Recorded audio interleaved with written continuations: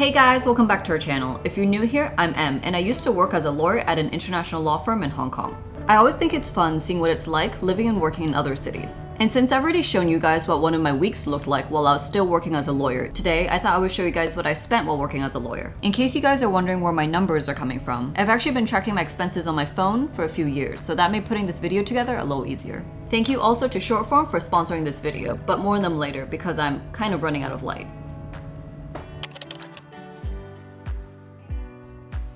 First, I'm going to quickly go through my monthly expenses like rent and then break them down into cost per week, and then I'll add everything up at the end.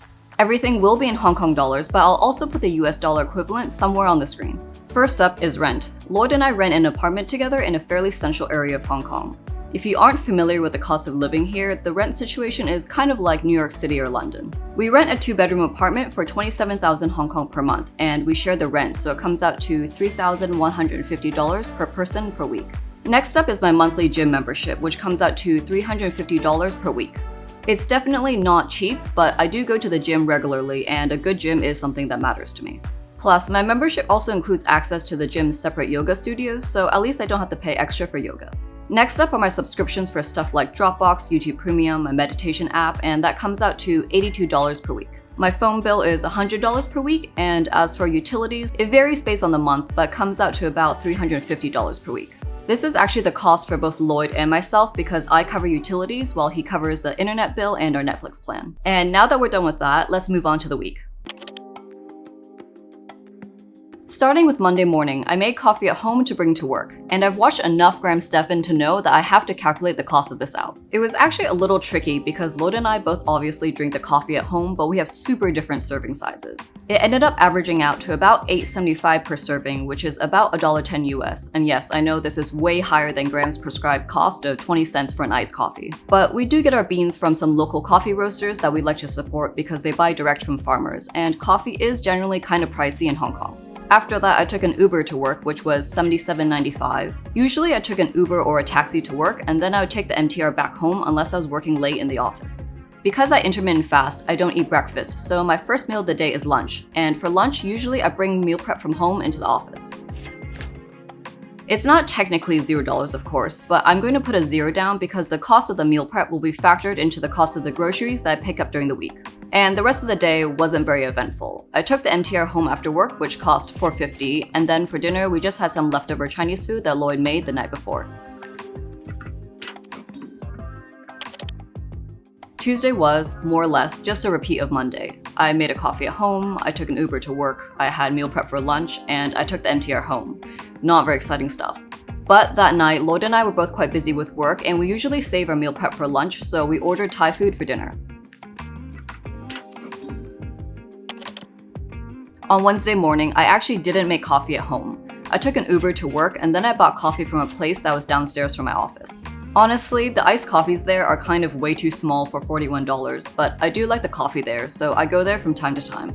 Lunch was, you guessed it, meal prep again. But for dinner that night, I actually went out because I was meeting up with some of my old colleagues from another law firm that I work for. I took the MTR to dinner, which was $4.50, and then we went to a Japanese restaurant in Central, which set me back $500. And after dinner, I just walked home, which obviously cost $0. Thursday was another pretty typical day. I made coffee at home, I took an Uber to work, I had meal prep for lunch, you get the idea. I did buy Japanese tea during lunch for $23, but aside from that, I just took the MTR home after work and ordered delivery for dinner. I promise this gets a little bit more interesting once we get to the weekend. Friday started off about the same, coffee at home, taxi to work, meal prep for lunch. I finished work at about 9:30 p.m. and then Lloyd had asked if I could help pick up some groceries on the way home, so I went to do that. Since I was carrying groceries and some work stuff and it was a Friday night, I honestly just couldn't be bothered to take the MTR home, so I took an Uber home instead.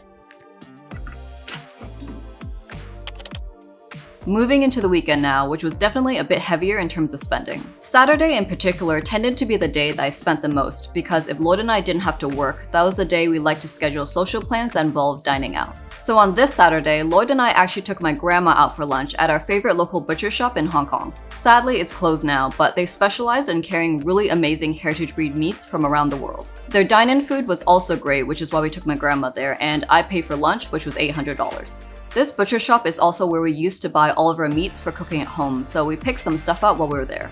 After lunch, I just ran some errands, including picking up some cleaning supplies and also buying some produce for cooking for the following week. Sunday this week wasn't that eventful because I just worked at home for part of the day. After that, I went to the gym for a personal training session. I didn't technically pay anything on this day because it was part of a package that I already paid for a few months prior. But if you break it down, it's $780 per session, so I'll include it to be accurate. Lloyd and I usually do meal prep on Sunday afternoons or evenings, and that was using groceries that we already bought, so no additional spending there. And that was basically it for the week.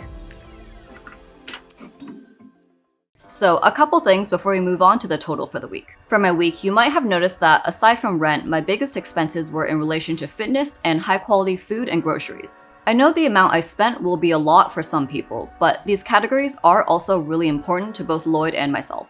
On the flip side, there wasn't really any spending on stuff like clothes or accessories, but those were actually categories that I used to spend quite a lot on before I realized that they really weren't that important to me. Don't get me wrong, I'm not saying that I'm perfect or that's necessarily even the aim. It was more like, after I started tracking my spending and I saw how much I spent on clothes and shoes and bags that I didn't even wear, it really made me think, if I'm going to spend money, is this what I really want to spend it on? Of course I can also save and invest, but that aside, if I am going to spend money, what is a more meaningful way of doing it? I didn't always think about it that way, but then a few years ago I came across the concept of mindful spending. Basically, the idea of planning your spending in advance and intentionally choosing to spend money on things that are important to you while cutting back on things that really aren't. The concept of mindful spending was something that I actually picked up from the book I Will Teach You to Be Rich by Ramit Sethi. Pretty out there title, I know, but this book actually wasn't trying to teach people how to be rich in the sense of making and having a lot of money. Instead, it talked about spending mindfully in order to create a life where you can prioritize the things that are important to you. I think it's worth a read, but if the idea of reading an entire personal finance book isn't super appealing to you, but you're still interested, an easy way to check out the book is via book summaries from the sponsor of today's video, Shortform. Shortform has a catalog of more than 1,000 summaries of nonfiction books on a super wide variety of topics, from psychology to history to personal finance. Even though I'm someone who enjoys reading, there are some topics that I'm just less interested in reading books about from front to back. And to be honest, personal finance is one of those topics, so that's where book summaries like Shortforms really come in handy. Short-form summaries include both a high-level summary of each book as well as detailed chapter summaries, which I think is really important because if a summary is too brief, then it's kind of hard to actually understand the kind of concepts the author is talking about. If you're interested in trying short-form out, use our code in the description down below for a 5-day free trial and 20% off an annual subscription. Thanks again to Shortform for sponsoring this video. Now for the total for the week, and Lloyd has kindly offered to help me calculate this out.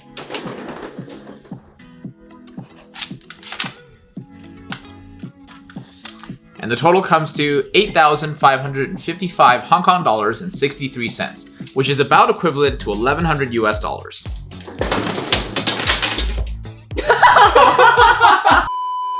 Anyways, that's pretty much it. Obviously, my spending habits are a little different now that Lloyd and I are no longer working as lawyers. So if you like this kind of content, let us know and maybe we'll do an updated one down the road. See you guys in the next one.